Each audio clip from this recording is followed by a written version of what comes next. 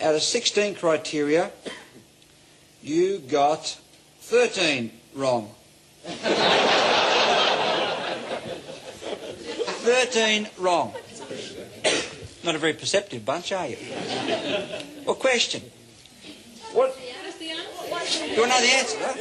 Okay, question. For you and I to get on really well, does it really matter what the answers are? In reality, does it matter what the answers are? It doesn't, because you did exactly to me just then what you did to the other 5 fellas before. You brought out a rubber stamp and you stamped me and stereotyped me based on what you think you see. Now, I've got to let you in on a secret. I know you think that way, because I am dressed tonight in a classic number 5 package that allows you to think that way. In fact, when I put this number 5 package on, I knew, walking in front of you today, that you would think I was an extroverted fellow from the city with a large introverted, short introverted fat wife, BMW playing golf. I mean, golf ruins a nice walk as far as I'm concerned. So I know you think that, because I dressed myself and packaged to create that illusion. Let me tell you how I'm packaged. I'm packaged tonight in number 5 high credibility clothing. 5 credibility points is the most you can get, all the way down to 1. You have no credibility in the first 4 minutes. Number 5 for a man or a woman is dark blue or dark grey pinstripe. I have a number 5 shirt, which is white cotton, and IBM led the study showing that a white shirt in business for a man or a woman is 40% more believable than a colour. I have a striped military tie. Number 5 gives me impact. I have lace-up shoes, black leather. Now, women prefer lace-up shoes on men, shows a sign of intelligence. You can do your shoes up. I also have a number 5 watch, which is plain gold face, ordinary gold band or leather band. It doesn't do very much, not very useful at all. It doesn't go 300 metres underwater or check the metre, as my social watch does, but it suits the number 5 impact. I also have socks all the way to the knee, number 5 socks. Name yourself. Number 5 haircut part of the left, clean-shaven face, because I'm aware of the villain impact. Here you have a walking number 5 package that lets you think I'm a 40 to 45-year-old BMW driving, short introverted, married with three children, etc. Now, number 5 suits have high credibility and authority in the first 4 minutes. Here are some of the best uses for this type of outfit. It's ideal for reading political statements where you need to have an impact. Looks like we've gone to the same sale, doesn't it?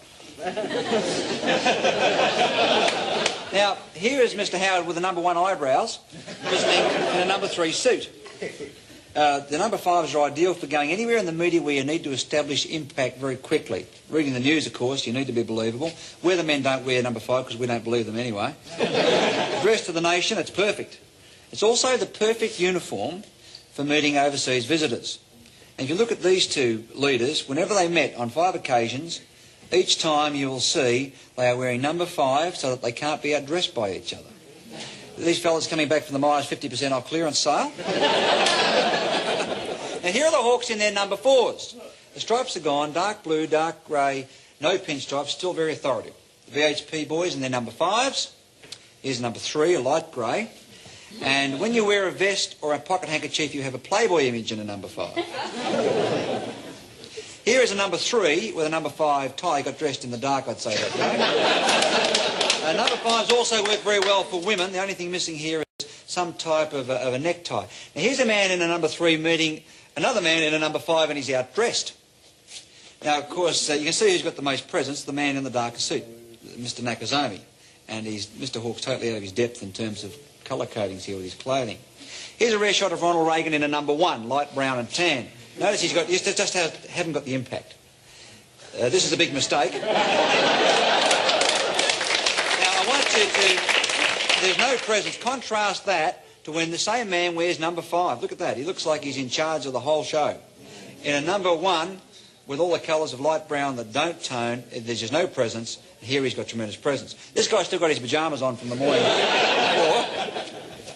Now, never ever go to any interview where you need credibility as a man or woman wearing these colours. Now, these colours, if you go in, your perception by other people, the way you come across in business will be something like this.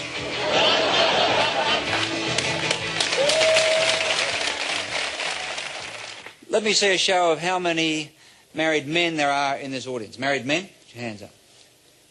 A couple of slow responses up the back there. Okay. 68. How many married women? Married women, hands? 36. All right. Now, can I see the hands of the single women? Single women? Just checking the action for a couple of the guys. How many of you at some point in your life have been or will go to an interview? Most of us. How many of you go to an interview as part of what you do for a living? Put your hand up.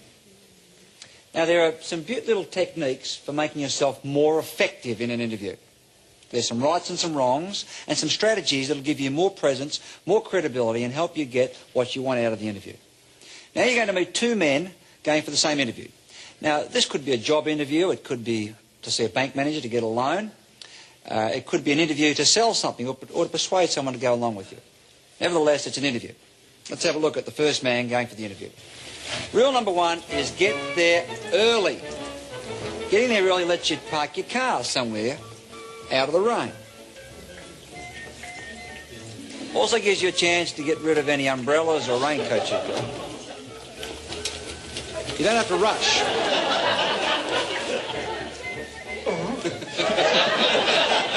Never go to an interview carrying umbrellas, raincoats and so on. This is my twin brother Irving. Let's have a look at this fellow. He has the Salvation Army brown suit. His briefcase looks like he's going on holidays. He has a watch that shows he gets his films done at Kmart. He has long hair. He has facial hair and Veterans Affairs glasses. He's packaged for failure. Now, never enter anyone's office wearing this sort of thing. What's the umbrella?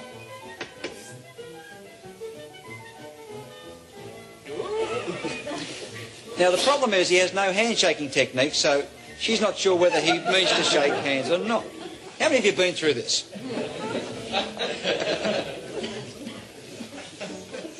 We'll forget about the mud on the carpet. Now, he's sitting directly opposite in the defensive position. That's the worst place he could sit. If he hadn't been there earlier, he would have noticed he had a speck of mud on the inside of his nose. He's only just seen. Now, the trick is how to remove it.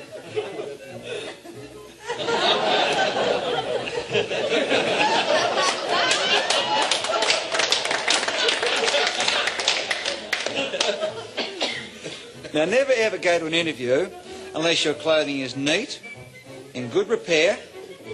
Otherwise, they're likely to think you're the town drunk.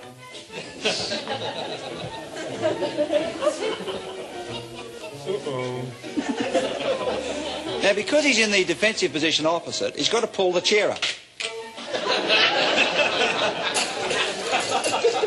Never touch the property on someone's desk. This represents territorial invasion. Now, the problem you've got of leaning over someone's desk is they'll resent it, and if they resent that because it's invasion, they'll resent you. Not only that, you can get into all sorts of trouble.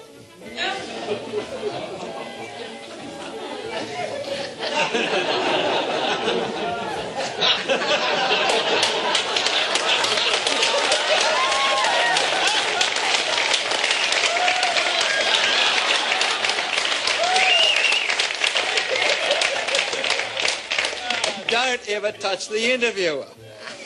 As you probably suspect that this guy didn't get the job. He's also got his tie caught in his briefcase, you might have noticed. This is a clear example of no strategy, no technique, no preparation.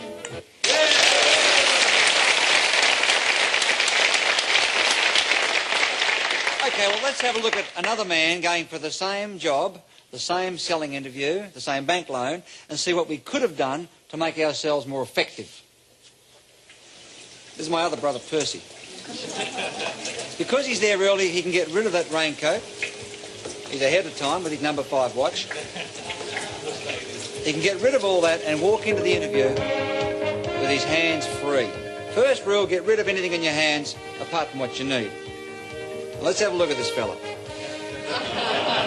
He has the number 5 glasses, clean-shaven face, number 5 hair, number 5 suit by Anthony Squires.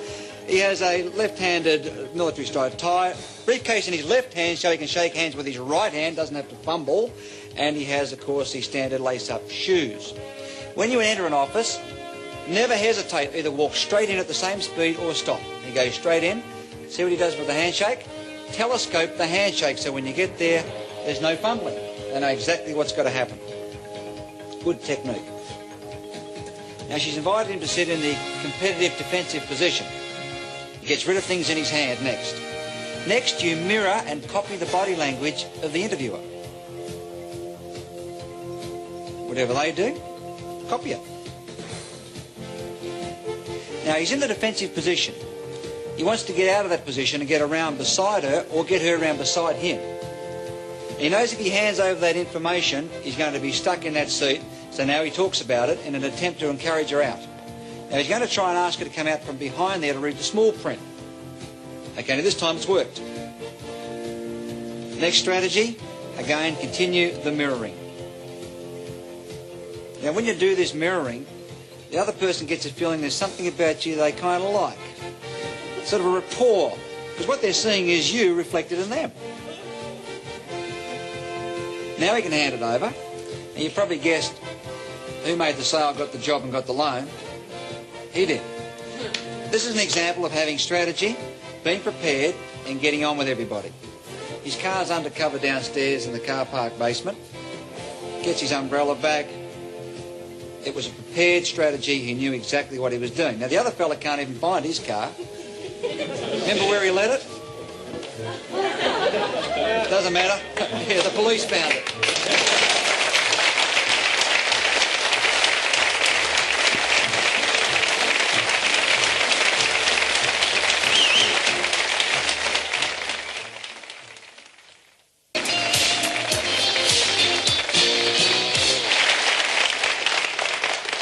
Television advertising is designed to sell us, to convince us to go and buy products.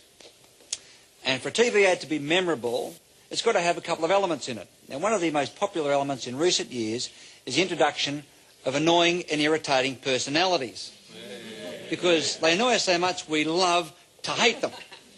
You all remember Madge with her hand in the dishwashing liquid? Here's a collection of some of the ads that you really have loved to hate in the last decade. Like that. Well, this fella here has been getting under people's skin for some time. Dynamo Man. He's not on anymore, but he was memorable. We'll show you what Dynamo gets out stains, others leave behind. Now, of course, Mrs. Marsh has been dipping chalk into ink now for a long, long time. This liquid gets into chalk to make teeth really tough. Again, she irritates us, but we remember her and we buy. Colgate fluoride. This next fella, you either love him or hate him. There's no two ways about it. Right treatment.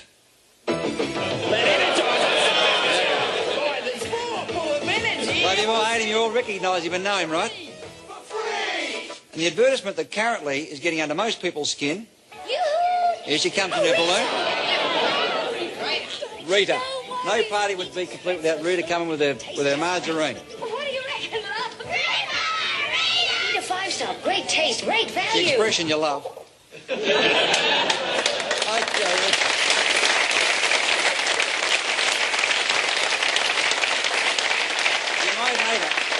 You might hate the ad, but the Eater margarine has been one of the big success stories in marketing through the memorability of that ad.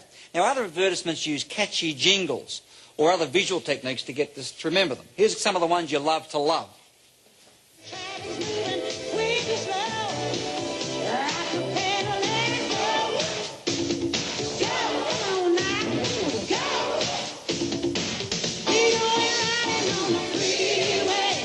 Here's some visual techniques.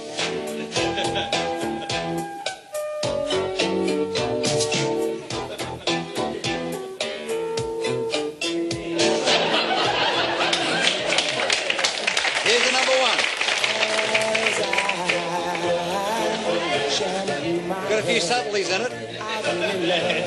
The #1 selling ad right now. I love the feeling. Now, when man meets woman, their bodies go through certain physical changes if they are attracted to each other, and these physical changes are used to sell products. For example, if you meet somebody you really like, a couple of things happen. First, stomach goes in, your chest goes out, you become taller, and you walk with a more pronounced walk. A couple of other things happen. Your heart begins to beat faster, and this causes blood pressure to build, and the blood first of all starts to show in the cheeks, and you get this flushing. It also starts to pump to your ears, and your earlobes expand when you like somebody. Now, we're the only primate that has earlobes. None of them have it. And, of course, the earlobes expand. That's why it's an erotic area for kissing right here on the ear. The lips will also expand and become redder as blood pumps through. That's why pouting is so important. Makes you look sexy as a woman, not as a man. And also, the pupils of your eye will dilate. It'll get bigger when you see somebody that you really like. Now, let me show you how this works. We're going to build a face and show you how cosmetics market a woman's face.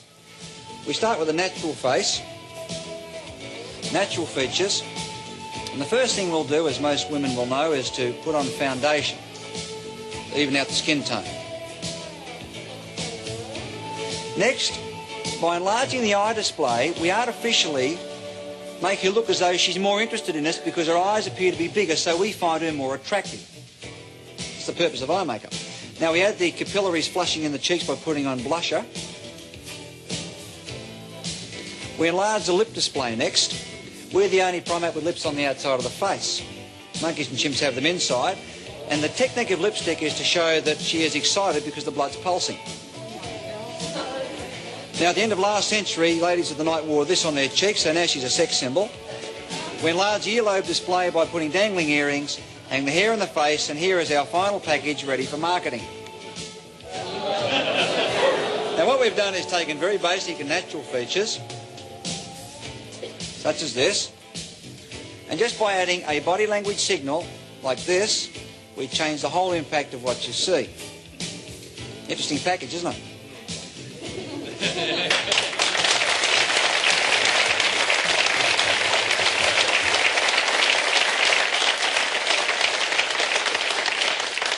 Here is how those signals are used to market. Here is currently a top-selling poster. Now, if you look at this, the most noticeable feature is this great big pair of red lips. Right here. Now, if you look a little bit lower, you'll see there's quite a bit of exposed wrist. See this here? When a woman likes you, fellas, she will talk and expose her wrist. If she doesn't like you, the wrists are out of sight. You look across, you'll see some great big round shoulders. See this here? Round shoulder. Looking at a rounded shoulder has been a sensual signal for women for about 2,000 years. The most noticeable thing, of course, is that great big round pair of dilated pupils that you can see right here. Now, to show you how important the dilated pupil is in marketing, Mother Nature has endowed these creatures. Aren't they beautiful? How would you feel about them if they looked like this?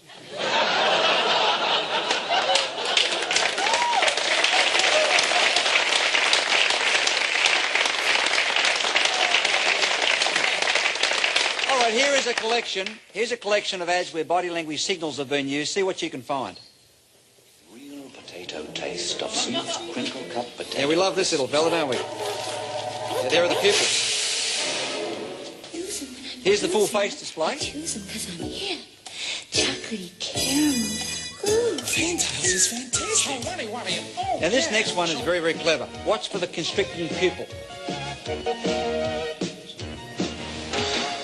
Now, just in case you missed it, here it is again in slow motion. When we don't like something, our pupils constrict, they get smaller. See that? That's why you say someone's got beady little eyes. Very clever, isn't it? Now, here are the lip and eye displays and a whole group of them.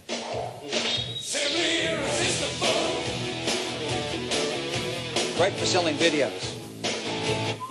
Now, if you take the lipstick off someone and put a cheesel in their mouth, they don't look so attractive, right? Now, in courtship, the most powerful signal that's sent is intimate gaze. That's where you meet someone's gaze and you hold it longer than is socially acceptable. And intimate gaze is where you look from the person's eyes to below their chin. If you hold the gaze, it sends a very powerful signal. This next advertisement gets my personal body language award for the most creative body language signal. See how many signals you can see in this commercial.